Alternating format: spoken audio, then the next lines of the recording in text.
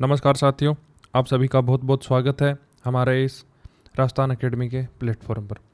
देखिए साथियों, राजस्थान में जितने भी एग्ज़ाम होंगे सबके लिए ये बहुत ही ज़्यादा मोस्ट इम्पोर्टेंट टॉपिक है। उसके अलावा जो भारत के कई एग्ज़ाम्स हैं उनमें भी ये क्वेश्चन इस टॉपिक से बहुत सारे क्वेश्चन पूछे जाते हैं। तो साथियों, इस टॉपिक के बारे में अपन संपूर्ण चर्चा करेंगे मौर्य साम्राज्य के बारे में, जिनमें पहले अपन 2 क्लासों में चर्चा कर ली है। आज ये इससे संबंधित तीसरी क्लास है। तो अगर आपने वो क्लासें नहीं देखी हैं तो पहले वो क्लासें अवश्य ज़रूर देखें। और एक ज़रूरी बात यह है कि आप हमारे वीडियो को लाइक कीजिए और कमेंट करके हमें बताइए अगर किसी प्रकार की कोई कमी रह रही है हमारे वीडियो में। और हमारे यूट्यूब चैनल को सब्सक्राइब कीजिए और अपने दोस्तों के साथ साथियों इसे शेयर कीजिए, ताकि हमें भी थोड़ा मोटिवेशन मिलता रहे और आपके लिए अच्छी क्लासें रेगुलर लेके आते रहें। रोज़ साथियों इस पे हम एक ना एक टॉपिक की क्लास डालते हैं जो आपके एग्ज़ाम को मजबूत करने में बहुत महत्वपूर्ण भूमिका निभाएगी। इसी क्रम में साथियों आज अपनी क्लास रहेगी अशोक मौर्य के बारे में। तो चलिए साथियों शुरू करते हैं आज अशोक मौर्य के बारे में।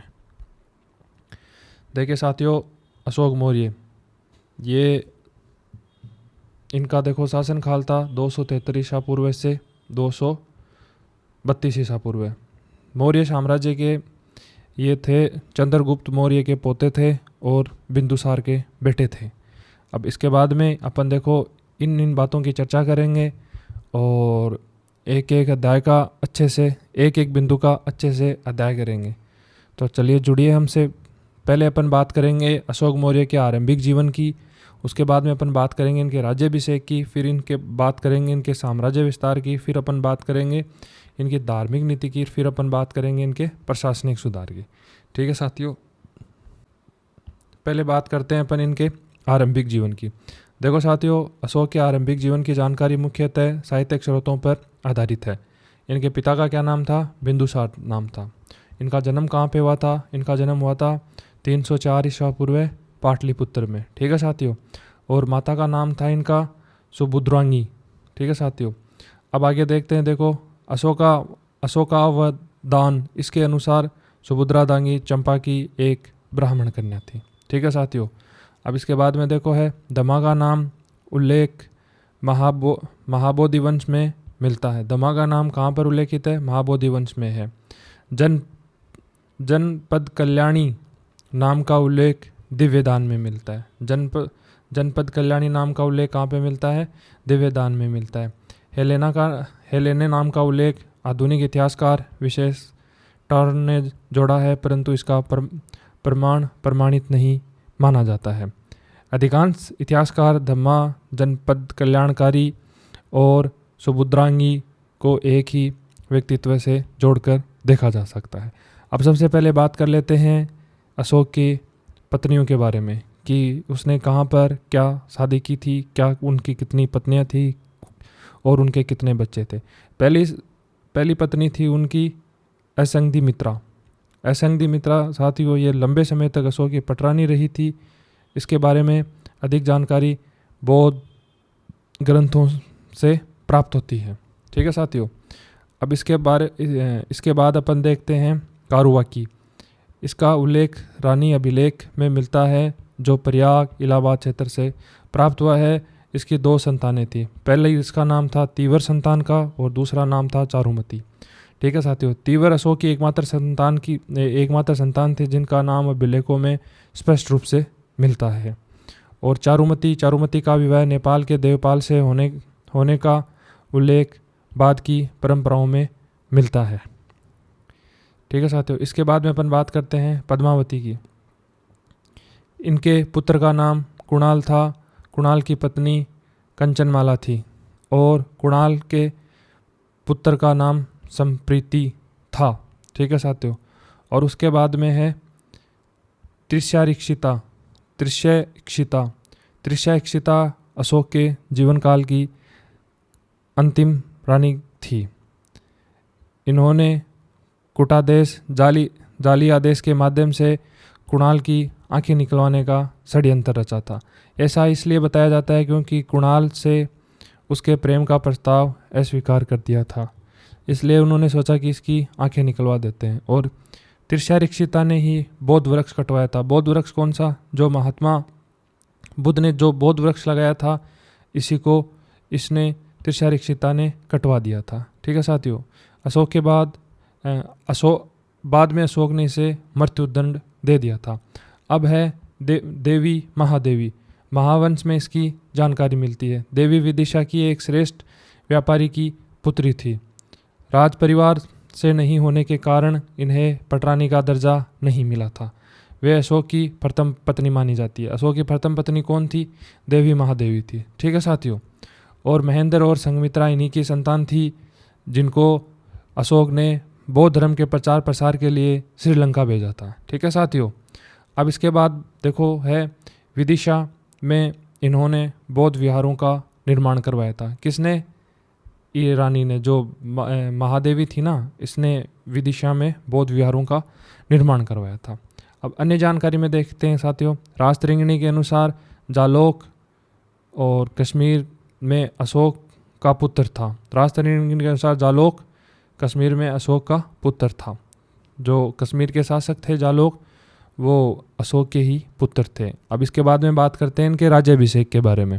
देखो 273 ईस्वी पूर्व से बिंदुसार की मृत्यु हो गई थी और 269 पूर्व अशोक का राज्याभिषेक हुआ। ठीक है साथियों। बिंदुसार की मृत्यु और राज्य अभिषेक के बीच में लगभग 4 वर्षों का अंतर रहा। इस अंतराल के कारणों पर विद्वानों में मतभेद है। अब ये बिंदुसार की मृत्यु हो गई थी पहले और इनका राज्याभिषेक बिंदुसार की मृत्यु के 4 साल बाद में हुआ था। बिंदुसार की मृत्यु 273 में हुई थी और इनका राज्याभिषेक 269 में हुआ था। ठीक है साथियों। अब इसके बाद में अपन देखते हैं कि किन किन में क्या क्या मतभेद हैं, ये देखते हैं। सबसे महावंश के अनुसार बिंदुसार की 16 पत्नियां थी और 101 पुत्र थे। अशोक के 99 भाइयों की हत्या करके सिंहासन प्राप्त किया था, जबकि तिष्ययातिश को जीवित छोड़कर। ठीक है साथियों। ये कहता है महावंश। अब इसके बाद में है तारानाथ के अनुसार अशोक ने केवल 6 भाइयों की हत्या की थी।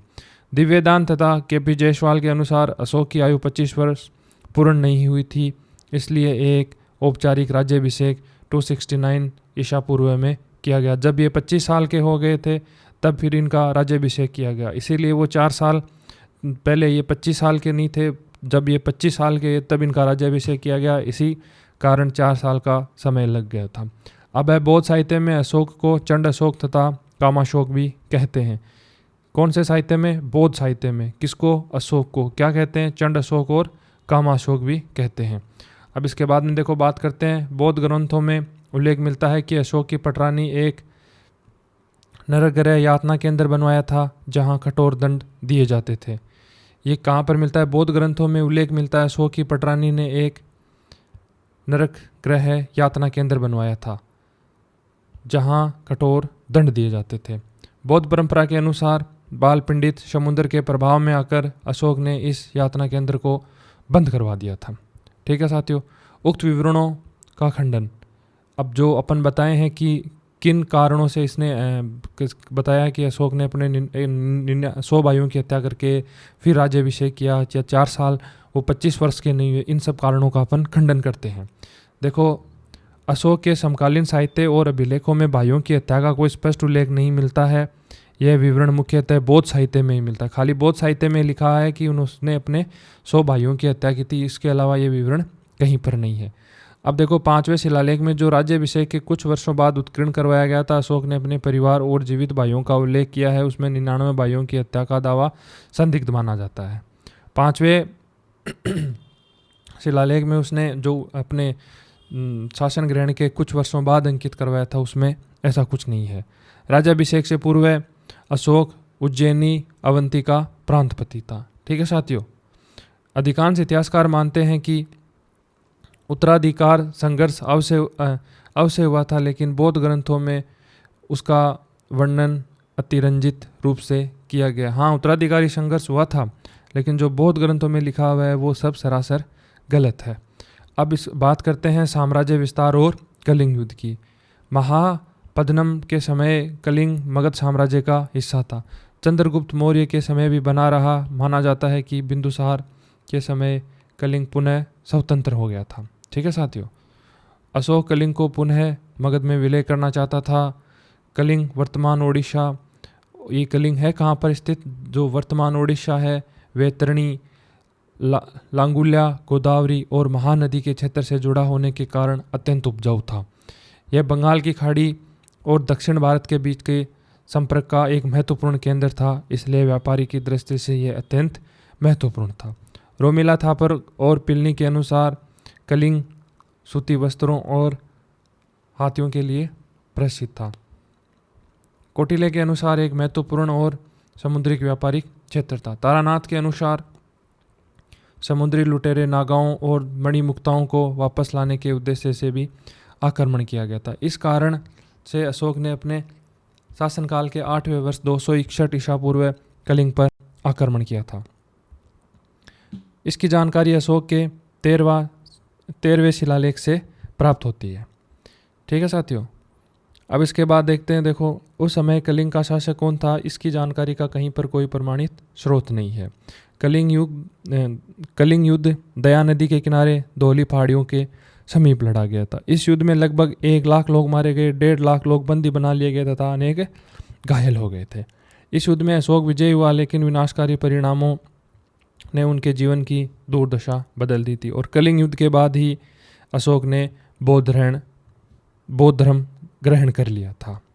ठीक है साथियों, अब देखो, ये था अशोक का साम्राज्य, ये था 261 पूर्व अशोक का साम्राज्य और ये यहाँ पर था कलिंग। ये इतना सारा अशोक का साम्राज्य था साथियों।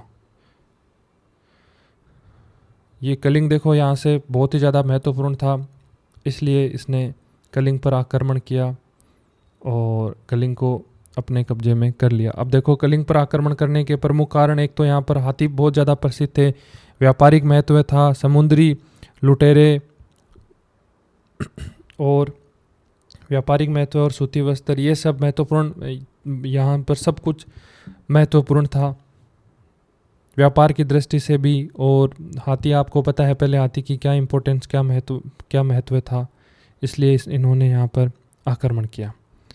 अब इसके बाद में देखते हैं ये अशोक के साम्राज्य विस्तार और कलिंग युद्ध।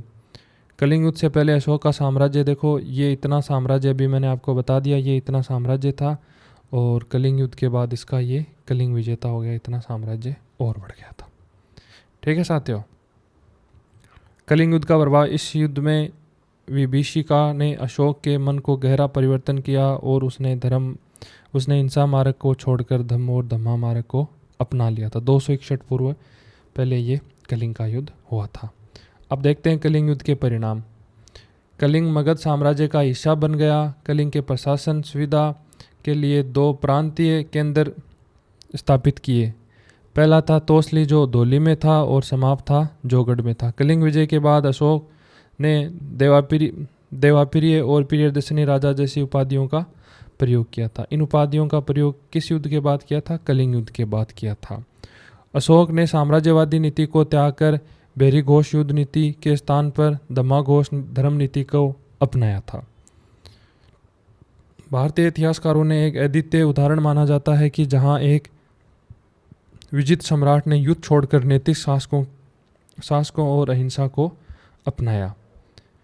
13वें शिलालेख में अशोक ने कहा है कि अविजित क्षेत्रों को विजित बनाने के लिए होने वाली हत्या, मृत्यु और बंदीकरण उसे अत्यंत दुखद प्रतीक होती है। इसी कारण उसने आगे युद्ध के स्थान पर धम्म के माध्यम से लोगों का हृदय जीतने का प्रयास किया था। कलिंग युद्ध अशोक के शासनकाल का एकमात्र प्रमुख युद्ध अभियान था। उसने अपने जीवन में एक ही युद्ध किया था। अब है कश्मीर राजतरंगिणी, इसके बारे में थोड़ा देख लेते हैं। राजतरंगिणी के अनुसार अशोक ने झेलम नदी के किनारे श्रीनगर को बसाया था। हेनसांग के अनुसार अशोक ने कश्मीर में बौद्ध संघों को दान दिया था। इस विवरण का आधार माना जाता है कि कश्मीर पर अशोक का प्रभाव था, लेकिन उसके प्रत्यक्ष साम्राज्य का निश्चित भाग नहीं माना जाता था। अब है अशोक का साम्राज्य। अशोक के साम्राज्य में सुदूर दक्षिण भारत तथा असम का अधिकांश भाग शामिल नहीं था। हाँ, इसमें देखो ये सुदूर दक्षिण और असम का भाग शामिल नहीं था और संपूर्ण भाग अशोक ने अपने क्षेत्र में ले लिया था। शेष अधिकांश भारतीय उपमहाद्वीप उसने अपने साम्राज्य या प्रभावित क्षेत्र में था। अब ये जो ये सुदर्श है ना, ये है यहाँ पे, ये देखो जैसे ये भारत का मानचित्र है मान लेते हो आप, और ये यहाँ पे है ये सुदर, और ये इधर असम की साइड का ये क्षेत्र इनके अधीन नहीं था, और पूरा भारत अशोक के अधीन था। ठीक है, हाँ ये देखो आगे आ गया ना, पहले ये देख लेते। विजित क्षेत्र जो क्षेत्र साम्राज्य का प्रत्यक्ष हिस्सा बन चुका हो, और अविजित क्षेत्र जो साम्राज्य से बाहर का हो लेकिन साम्राज्य के पड़ोसियों का प्रभाव क्षेत्र में आता हो। ठीक है साथियों, अब देखो कश्मीर, ये जो प्रत्यक्ष साम्राज्य का भाग नहीं था, परंतु ये मानते हैं कि ये यहाँ पे कश्मीर था, ये असम का क्षेत्र था, और ये सुदूर दक्षिण था। ये साथियों, ये सुदूर दक्षिण ये साम्राज्य के बाहर का क्षेत्र था, ये साम्राज्य के बाहर का क्षेत्र था, और ये मानते हैं कि साम्राज्य के इसमें थोड़ा सा इसमें इंटरफेयर था अशोक का, परंतु ये साम्राज्य का हिस्सा नहीं था। ठीक है साथियों, अब बात करते हैं इनकी धार्मिक नीति। प्रारंभिक धार्मिक नीति क्या है इनकी, देखते हैं। देखो, आरंभ में अशोक शैव धर्म से संबंधित था। राजतरंगिणी के अनुसार कालांतर में वह बौद्ध धर्म में दीक्षित हुआ, और विंसेंट ए स्मिथ के अनुसार अशोक पर कई बौद्ध भिक्षुओं का भी प्रभाव पड़ा था। अशोक को प्रभावित करने के लिए प्रमुख बौद्ध भिक्षु, पहला है निग्रोध, यह सुसीम का पुत्र था और उस समय लगभग 7 वर्षों का था। और बाल पंडित समुद्र, उपगुत और मोगलीपुत्र तिरस्त, मोगलीपुत्र तिष्य, इन्होंने अशोक को बौद्ध धर्म की औपचारिक दीक्षा दी थी। औपचारिक दीक्षा किसने दी थी? मोगलीपुत्र ने। अब लिए अनुश्रुतियाँ, ये क्या है? देखो, लिए अनुश्रुतियाँ अर्थात श्रीलंका की बौद्ध परंपराएं, इनका उल्लेख निम्न ग्रंथों में है। महावंश में है, दीपवंश में है और समंत पाशादिका में है। अब अन्य स्रोत में देखो क्या है? दिव्यदान है, अशोकावादना है और हेनसांग है। तांत्रिक बौद्ध परंपरा में अशोक को मातर देवी का उपासक बताया गया है। अब कलिंग युद्ध के पश्चात क्या हुआ था, इसके बारे में अपन चर्चा करते हैं। कलिंग युद्ध 216 ईसा पूर्व के बाद अशोक को गहरा पश्चाताप हुआ। लगभग एक वर्ष तक वह पाटलिपुत्र के कुकुटाराम विहार में निष्क्रिय अवस्था में रहा। प्रथम लघु शिलालेख के अनुसार कलिंग युद्ध के लगभग 2.5 वर्ष तक वह उपासक बौद्ध रहा। इसके बाद लगभग 1 वर्ष तक वह संघ के निकट संगोपेत रहा। इसके बाद देखो क्या हुआ, इस दौरान उसने बौद्ध के अवशेषों पर 84,000 स्फूतों का निर्माण करवाया। निष्क्रिय अवस्था से बाहर आने के बाद अशोक ने बौद्ध धर्म का प्रचार प्रसार का कार्य किया। इसके लिए उसने कई धार्मिक और प्रशासनिक उपाय अपनाए थे। इसके प्रचार प्रसार के प्रमुख कार्यों का अध्ययन आगे बढ़ाया। अब इसकी देखते हैं धार्मिक नीति क्या थी। ठीक है साथियों, धम्म यात्राएं और धर्म यात्राएं। धम्म यात्राओं का आरंभ, अशोक ने विहार यात्राएं, मनोरंजन और शिकार यात्राओं के स्थान पर धम्म यात्राओं का आरंभ किया था। इनकी जानकारी 8वें शिलालेख से हमें प्राप्त होती है। धम्म यात्राओं का आरंभ बोध गया से किया था। कहाँ से किया था? बोध गया से। इसकी जानकारी कौन से शिलालेख से? 8वें शिलालेख से प्राप्त होती है। और ये यात्राएं लगभग 250 दिन तक चली थी।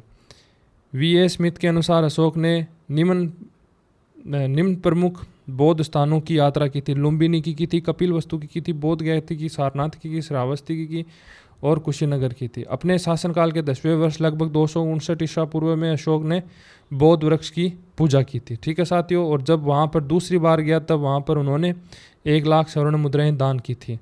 ये वो बौद्ध वृक्ष है जिसको इसकी एक रानी ने कटवा दिया था साथियों। ठीक है, अब इसके बाद में देखते हैं निगाली सागर नेपाल यात्रा। अशोक ने अपने 14वें और 20वें वर्ष निगाली सागर नेपाल की यात्रा की भी थी। यहाँ पर उसने कनक मुनि बुद्ध के स्पूत का आकार दुगुना करवाया था। ठीक है साथियों, ध्यान रखना ये बात। कनक मुनि के बुद्ध का स्पूत का आकार उसने दुगुना करवाया था, और अशोक ने अपने शासन के 14वें और 20वें वर्ष में निगाली सागर में एक अशोक का स्तंभ स्थापित करवाया। और इसके आगे बाद में देखते हैं ये लुम्बिनी यात्रा। अशोक ने अपने 20वें वर्ष में लुम्बिनी की यात्रा की। यहाँ पर उसने एक मजबूत प्रशस्त या पत्थर की घेराबंदी बनाई और धार्मिक पर बलि को समाप्त कर दिया गया था। भूमिकर को 1/6 से घटाकर 1/8 कर दिया। यहाँ पर एक प्रस्तुत लेख करवाया और अशोक का एकमात्र अभिलेख जिसके संबंध की जानकारी मिलती है। अब देखते हैं इनकी अन्य यात्राएं। अशोक की अन्य यात्राएं कहाँ पर है? अशोक ने विभिन्न गुफाओं और नगरों और विहारों का भ्रमण किया था। इन यात्राओं के दौरान वह बौद्ध भिक्षुओं से मिलता था। और ये पनगुडरिया है साथियों, ये पनगुडरिया, ठीक है, पनगुडरिया मध्य प्रदेश में लेख में भी इन यात्राओं की जानकारी मिलती है। इन यात्राओं के दौरान अशोक ने धम्मा प्रचार प्रसार के लिए अनेक गतिविधियां प्रारंभ की थी। अब देखो शस्त्र विजय के स्थान पर धम्म विजय, ये क्या है इसके बारे में अपन देख लेते हैं। अशोक ने शस्त्र विजय के स्थान पर धम्म विजय और धर्म द्वारा विजय पर बल दिया। इसकी जानकारी प्रमुखतः दूसरे, 5वें, 13वें और 14वें शिलालेख से प्राप्त होती है। 14वां शिलालेख साथियों इसमें क्या है? इसमें अशोक ने विभिन्न शिलालेखों का सापेक्ष सार और विभिन्न स्थानों पर उत्कीर्ण होने का उल्लेख मिलता है। 5वां शिलालेख क्या है साथियों? इसमें देखो, इसमें निम्न जनसमूहों और प्रदेशों का उल्लेख मिलता है। 5वें शिलालेख में कौन से जनसमूह और प्रदेशों का उल्लेख मिलता है? इसमें देखो मिलता है यवन का मिलता है, कंबोज का मिलता है, ये गंधार का मिलता है और राष्ट्रीय का मिलता है और अपरांत का मिलता है। इन क्षेत्रों में धम्म प्रचार की और जन कल्याण के कार्य करवाए थे। ठीक है साथियों, 5वें शिलालेख में ये क्षेत्र मिलते हैं और इनमें क्या किया था? इन्होंने धर्म प्रचार और जन कल्याण के कार्य करवाए थे। अब है दूसरा शिलालेख। इसमें क्या है देखो साथियों, इसमें भारत के दक्षिण राज्य पड़ोसी राज्यों का क्षेत्र का उल्लेख मिलता है, जहाँ पर चोल, पांड्य और सत्यपुत्र और केरल पुत्र और ताम्रपर्णी श्रीलंका, इन क्षेत्रों में चिकित्सा सुविधाओं और औषधि की व्यवस्थाओं का विस्तार मिलता है। यहाँ पर अशोक ने चिकित्साएं सुविधा प्रदान की थी। ठीक है साथियों। और 13वें शिलालेख में क्या है? इसमें निम्न क्षेत्रों का उल्लेख मिलता है, यवन, कंबोज, गंधार, राष्ट्रीय, अपरांत, नाभक, नाबपंकित और भोज और पितिनिक और आंध्र और पुलिंद, इन सब का उल्लेख मिलता है। अब देखो 13वें शिलालेख में उल्लेखित 5 यवन राजाएं। साथियों इनका थोड़ा सा ध्यान रखना, क्योंकि इसमें आपको कोई एक एक्स्ट्रा देके पूछ सकता है क्या ये इसमें सम्मिलित था 5वें यवन राजा में। अब पहला है इसमें एंटियोकस द्वितीय जो सीरिया के थे, और इसमें दूसरा है टोमली द्वितीय जो फिलाडेल्फ मिस्र के थे, और एंटियोगोरस मैसेडोनिया के थे, और मगस साइरिन के थे, और एलेक्जेंडर एपिरस के थे। साथियों इनका आप ध्यान रखना। ठीक है साथियों। अब आगे देखते हैं अपन। अब देखो ये मौर्य साम्राज्य का विस्तार था। ये 5वां शिलालेख यहाँ पर है गंधार में, और ये इनका सारा प्रशासन था। इतना। ठीक है साथियों। और ये जनपदों का उसने यवन, कंबोज, गंधार और राष्ट्रीय, अपरांत, इन सब का उल्लेख मिलता है। इसके बाद में ये देखो, ये है मौर्य साम्राज्य के विस्तार में अशोक के काल। ये है 13वां शिलालेख। इसमें इनके ये शिलालेख के भाग मिले हैं यहाँ पर देखो।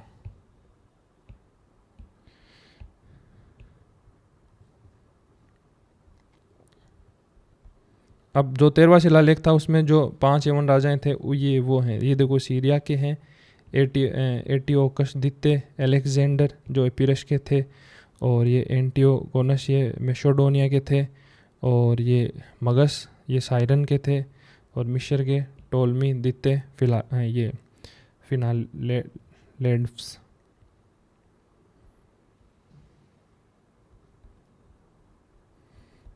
अब इसके बाद में अपन देखते हैं, ये देखो धम्मा प्रचार प्रसार हेतु कार्य।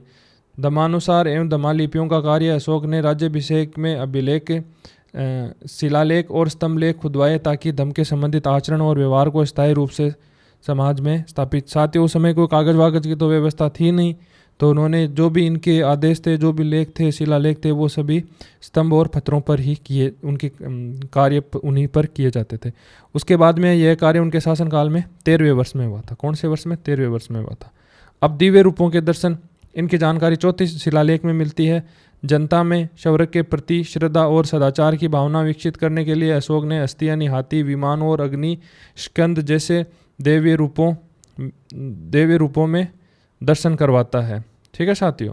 जनता में शौर्य के प्रति श्रद्धा और सदाचार की भावना विकसित करने के लिए अशोक अस्थि यानी हाथी, विमान और अग्नि स्कंद जैसे दिव्य रूपों के दर्शन करवाता है। इसका उद्देश्य लोगों को नैतिक जीवन और धर्म पालन से प्रेरित करता है।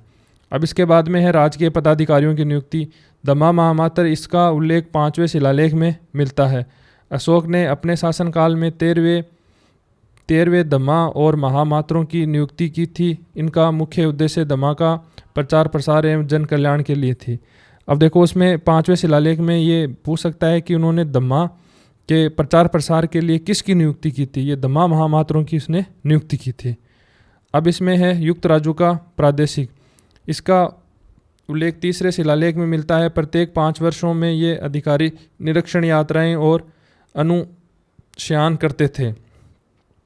युक्त राज्यों को और प्रादेशिक, इसका उल्लेख कौन से उल्लेखित 3रे में मिलता है। ये 5वें वर्ष ये अधिकारी निरीक्षण यात्राएं और अनुशय करते थे। इन यात्राओं के दौरान धम्मा का प्रचार प्रसार और न्यायिक कार्य किए जाते थे। और अब है लोक कल्याण कार्य, इनकी जानकारी 7वें शिलालेख में मिलती है। अशोक ने वट वृक्ष लगाए, धर्मशालाएं बनवाई, कुएं खुदवाए और तालाब खुदवाए। 2रे शिलालेख में चिकित्सा संबंधित व्यवस्थाओं का उल्लेख मिलता है। विशेष 2रे शिलालेख के अनुसार अशोक ने अपने राज्य के पड़ोसी राज्यों और मनुष्यों और पशुओं के लिए चिकित्सा सुविधाएं उपलब्ध करवाई थी। ये बात कौन से शिलालेख में? 2रे शिलालेख में। अब इसमें जो मैंने 5 अभी ऊपर बताए थे, चोल, ये पांडे और सत्यपुत्र और केरल पुत्र और ताम्रपर्णी ये श्रीलंका, एटियोकस तथा उसके पड़ोसी राज्यों तक औषधि और ये रोपण करवाया गया तथा सड़कों के किनारे भी पेड़ लगवाए गए। अब है इसने धर्म प्रचारक भेजे। बौद्ध संघों के मतभेद फूट को दूर करने के लिए तृतीय बौद्ध संगीति का आयोजन भी अशोक के काल में वातार अशोक ने करवाया था। इसके पश्चात विभिन्न क्षेत्रों में इसने धर्म प्रचारक भी भेजे थे। इनका उद्देश्य बौद्ध धर्म और धम्म का व्यापक प्रचार प्रसार करना था। अशोक द्वारा भेजे गए धर्म प्रचारक, अब इसकी जानकारी मुख्यतः महावंश जैसे जैन साहित्य में मिलती है। अभिलेखों में केवल क्षेत्रों के नाम प्राप्त होते हैं, जबकि महावंश में धर्म प्रचारकों के भी नाम मिलते हैं। ठीक है साथियों, जिन क्षेत्रों में धर्म प्रचारक भेजे गए उनमें कुछ क्षेत्र मौर्य साम्राज्य के प्रत्यक्ष हिस्सा नहीं थे, जैसे श्रीलंका, यवन, यूनानी क्षेत्र, स्वर्ण भूमि, बर्मा, म्यांमार। हाँ, ये इनके हिस्सा नहीं थे क्योंकि उन्होंने बाहर विदेशों में भी बौद्ध धर्म के लिए धर्म प्रचारक भेजे थे। अब देखो इसने देखते हैं क्या कहाँ पर भेजा था। ये महारक्षित धर्म प्रचारक था, इसको कहाँ पर भेजा था? यूनान में। और धर्म रक्षित को ये अपरांत सोपरा महाराष्ट्र में, और धर्म रक्षित महाराष्ट्र राष्ट्रीय क्षेत्र में, और रक्षित वनवासी कर्नाटक में, और स्वर्ण और उत्तर को स्वर्ण भूमि, ब्रह्मा और म्यांमार में, और महादेवी और ये है महिषमंडल क्षेत्र मशहूर, और महेंद्र और संघमित्रा को ताम्रपर्णी श्रीलंका भेजा था। अब देखो याद रखने, इसमें महेंद्र और संघमित्रा अशोक की संतान थी, ये बात सबको याद है। श्रीलंका में बौद्ध प्रचार के लिए इनका सबसे महत्वपूर्ण योगदान माना जाता है। महावंश के धर्म प्रचारकों के नाम मिलते हैं, जबकि अभिलेखों में मुख्य क्षेत्रों का उल्लेख मिलता है। अब देखते हैं अशोक का धम्मा, परिभाषा इसकी क्या है। इसकी जानकारी मुख्यतः 2रे शिलालेख और 7वें स्तंभ लेख से प्राप्त होती है। अशोक स्वयं प्रश्न खुद से पूछता है कि धम्मे धम्मा क्या है। इसका उत्तर भी वो स्वयं ही देता है। विधायक पक्ष तथा स्वीकार्य पक्ष। अपाशीनेव, पाप कर्मों से दूर रहना। बहु कल्याणे, अधिकाधिक जन कल्याण करना। दया, सभी प्राणियों के प्रति करुणा रखना। दाने यानी दान देना। सच्चे यानी सत्य वचन। खुद से पूछता है कि धम्मे धम्मा क्या है, फिर ये स्वयं से उत्तर देता है। उसमें उत्तर ये देता है कि अप्पा शिव ने बहु कल्याणे, दया, दाने, सच्चे और माधवे, विनम्र रहना और सोचे, पवित्र एवं शुद्ध आचरण रखना। साधवे, साधुता, सदाचार और अच्छे विचार रखना। अब है इसमें निषेधात्मक पक्ष। निषेधात्मक पक्ष में क्या है, इसकी जानकारी मुख्यतः 3रे स्तंभ लेख से प्राप्त होती है। उग्रता, निष्ठुरता, क्रोध, मान, गर्व, घमंड, ईर्ष्या। ठीक है साथियों, अब है अशोक के धम्मा पर विद्वानों के मत। इसके धम्मा पर विद्वानों के क्या मत है, उनके बारे में अपन बात करते हैं। अब इसमें विद्वानों का मत है कि के नीलकंठ शास्त्री धम्मा का एक नैतिक साहित्य मोरल कोड था। रोमिला थापर के अनुसार धम्मा अशोक द्वारा प्रतिपादित एक नवीन विचारधारा थी, जिसका उद्देश्य विशाल साम्राज्य में सामाजिक सदैव और नैतिकता एवं एकता स्थापित करना। यह पूर्णतः सफल नहीं हो पाया था। रोमिला थापर कहती है कि ये एक नई विचारधारा थी, जैसे समाज में ये सदाव, नैतिकता और एकता स्थापित करना ही था, परंतु ये पूर्ण सफल नहीं हो पाया था। और फ्लीट महोदय क्या कहते हैं, धम्मा अशोक का राजधर्म था। और ये वी.ए. स्मिथ और आर.के. मुखर्जी और तथा आर. त्रिपाठी क्या कहते हैं, धम्मा सभी धर्मों का एक सार था, एक सार्वभौमिक धर्म था। वी.एन. स्मिथ की तुलना दीन इलाही से करते हैं, जो अकबर का धर्म था उससे तुलना करते हैं। अब अशोक का धर्म, उपासक बौद्ध धर्म, भंडारकर, सेनाठ तथा हुल्स के अनुसार बौद्ध धर्म, अशोक बौद्ध धर्म का अनुयायी, उपासक और बौद्ध धर्म का अनुयायी था। इसके पक्ष में जो तर्क दिए गए हैं वो तर्क निम्न तर्क हैं। अशोक ने किसी भी अभिलेख के निर्माण का उल्लेख नहीं किया, बल्कि स्वर्ग और स्वर्ण लोक का उल्लेख किया है। इसका उल्लेख 4वें स्तंभ में मिलता है। ठीक है साथियों, और इसके बाद में देखते हैं संगलम विनाशिनी ग्रंथ अशोक के धर्म सहिष्णुता शासन बताते हुए उपासक बौद्ध धर्म का अनुयायी मानता है। और सिगालोवाद सूत, राहुलोवाद सूत और ये लक्षण सूत बौद्ध उपदेशों का प्रभाव अशोक के धम्मा में दिखाई देता है। ये बौद्ध के उपदेश हैं, ठीक है, इनमें ये अशोक का प्रभाव दिखाई देता है, अशोक के धम्मा में दिखाई देता है। इन उपदेशों में गृहस्थ उपासक बौद्ध अनुयायी के लिए नैतिक जीवन का वर्णन मिलता है, जो अशोक के धम्मा में मेल खाता है। अब अन्य विद्वानों के मत ये हैं फादर हेरोस और मैकफेल अशोक को ब्राह्मण धर्म का अनुयायी मानते हैं। और जेम्स थॉमस अशोक प्रारंभ में जैन मत का अनुयायी था और बाद में वो बौद्ध धर्म को अपनाता है। और फिल्टी के अनुसार अशोक प्रारंभ में शैव धर्म से संबंधित था और बाद में उसने बौद्ध धर्म ग्रहण कर लिया था। अब अशोक के बौद्ध धर्म होने के पक्ष के तर्क बौद्ध साहित्य, पाली साहित्य, तिब्बत साहित्य और चीनी। अब इसके बाद में बाबरू बोराट के मगधराज प्रियदर्शी अशोक बुद्ध धम्म और संघ के प्रति श्रद्धा व्यक्त करता है। और निगाली सागर और रुमुदेनी लुम्बिनी अभिलेख में अशोक के बौद्ध धर्म होने की पुष्टि करता है। और अशोक की तृतीय बौद्ध संगीति का आयोजन करवाया तथा विदेशों में धर्म प्रचारक को भेजा। ये सारी पुष्टि करते हैं कि अशोक है ना बौद्ध धर्म के पक्ष में था, इसने बौद्ध धर्म ग्रहण किया था। ठीक है साथियों, सांची, सारनाथ और कौशाम्बी के अभिलेखों में संघ में फूट डालने वाले को चेतावनी दी थी। और महत्वपूर्ण बिंदु अधिकांश आधुनिक इतिहासकार का मत है कि अशोक व्यक्तिगत रूप से बौद्ध था, लेकिन उसका धर्म बौद्ध धर्म नहीं था। वह सभी धर्मों के लिए एक सार्वभौमिक नैतिक आचरण संहिता थी। और अब इसके बाद में देखते हैं प्रशासनिक सुधार। प्रशासनिक सुधार में देखते हैं, देखो साथियों उसने क्या क्या प्रशासनिक सुधार किए थे। पहला है प्रशासन में व्यवस्था संचालन हेतु अशोक ने कई नवीन पदों का गठन किया। इसकी जानकारी मुख्यतः 3रे, 5वें और 6वें और 12वें शिलालेख में प्राप्त होती है। प्रशासन को सही से नियंत्रण करने के लिए, उसका सही संचालन करने के लिए उसने इन पदों का गठन किया था। अब है इसमें 3रा शिलालेख राजुकों को न्यायिक एवं प्रशासनिक अधिकार प्राप्त थे। 26वें शासन वर्ष में इन्हें स्वतंत्र और न्यायिक अधिकार दिए गए थे। वे ग्रामीण क्षेत्रों में प्रशासन, जन कल्याण और न्याय व्यवस्था का कार्य देखते थे। ये राजुक के काम थे। अब है प्रादेशिक प्रांतीय अधिकारी था। 3रे शिलालेख के अनुसार प्रत्येक 5वें वर्ष अनुशाय राजकीय दौर करते थे। और इन दौरे के दौरान धम्म का प्रचार प्रसार होता था, प्रशासनिक निरीक्षण होता था, जनसंपर्क होता था और उसके बाद में न्यायिक कार्य किए जाते थे। इनका विवरण युक्ति अधिकारी तैयार करता था। इनका विवरण कौन तैयार करता था? इनका युक्त अधिकारी तैयार करता था। अब है 5वां शिलालेख धम्म महामात्र। अशोक ने अपने शासन के 13वें वर्ष में धम्म महामात्र के पद का गठन किया था। इसका मुख्य उद्देश्य धम्म का प्रचार प्रसार करना था। इसके अतिरिक्त इसके निम्न कार्य थे: दंड में कमी करना, कैदियों को रिहा करना और जन कल्याणकारी कार्य करना और समाज के विभिन्न वर्गों के बीच समन्वय स्थापित करना।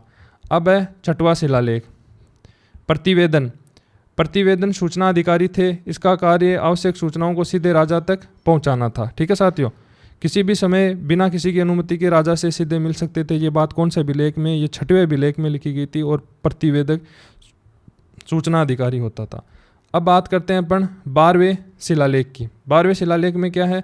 बृजभूषण। ये पशु चारावाओं और पशुधन की व्यवस्था देखने वाले अधिकारी थे। और इसमें पहला क्या है? स्त्री अध्यक्ष महामात्रा। ये केवल महिलाओं से संबंधित प्रशासन और कल्याण कार्यों का संचालन करते थे। अन्य महामात्र ये संवृत्ति एवं जनजातीय क्षेत्रों में धर्म प्रचार प्रसार करते थे। अब इसके बाद देख लेते हैं इतिहासकारों का मूल्यांकन। दिव्यदान में क्या है? जितना अशोक धर्म के कारण प्रसिद्ध था, उतना ही वह कठोर शासन में भी माना जाता है। और अशोकावादान में अत्यधिक दान देने के कारण राजकोष पर आर्थिक दबाव बढ़ गया। और अब इसके बाद में है आमलक यानी आंवला कथा।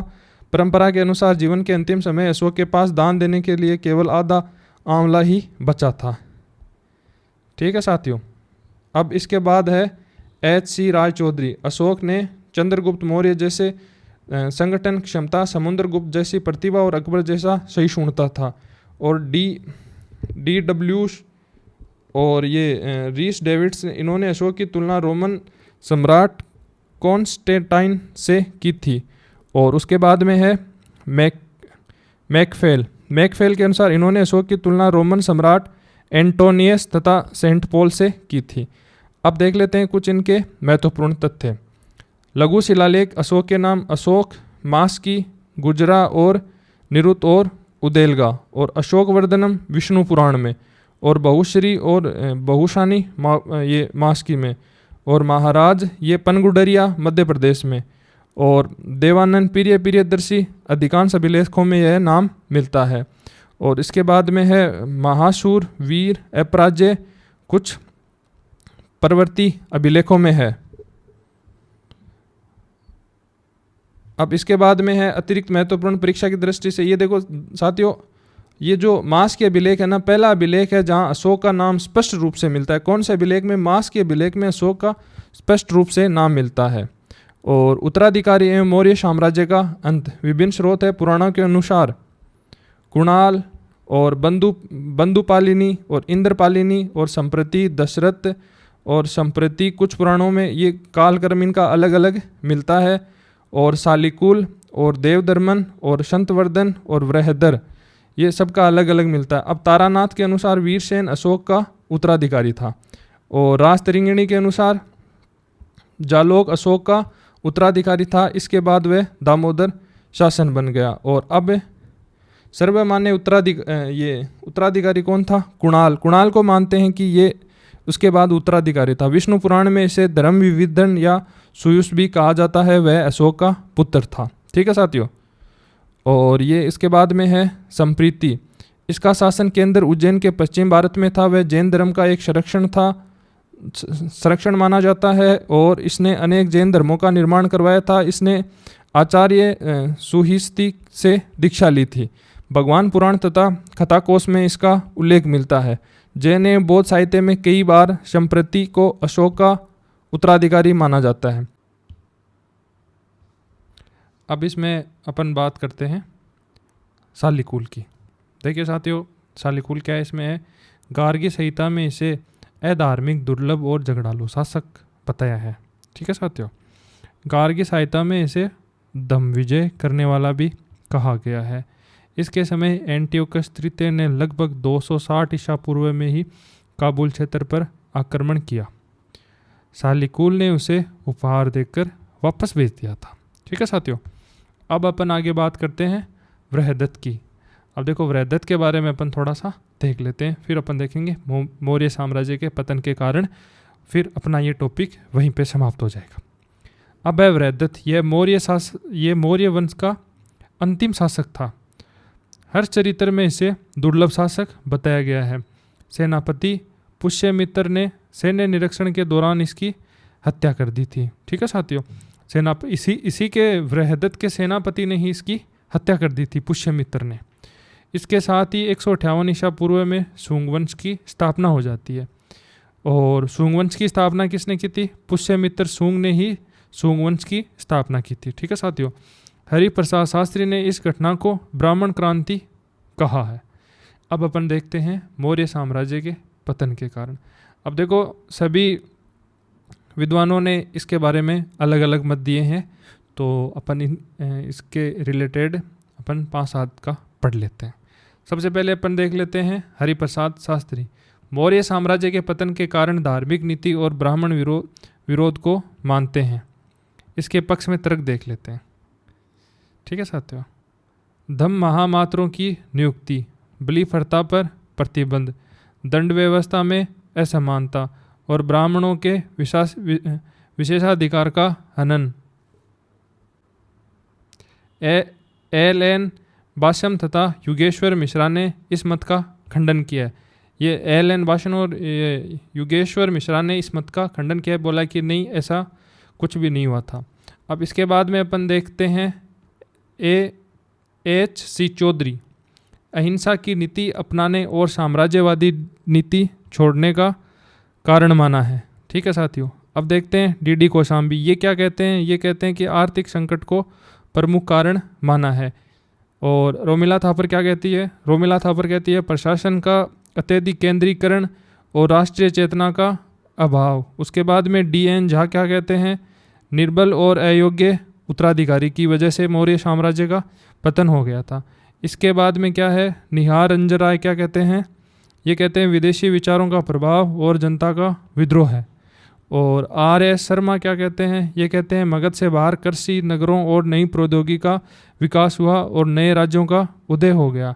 विशाल साम्राज्य का प्रशासनिक नियंत्रण कमज़ोर पड़ गया था।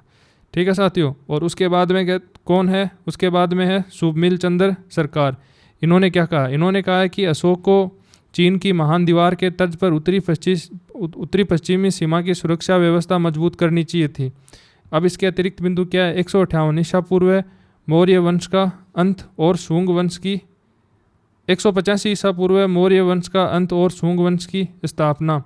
बृहदत्त अंतिम मौर्य शासक था और पुष्यमित्र मौर्य वंश का अंत करने वाला सेनापति था। धन्यवाद साथियों।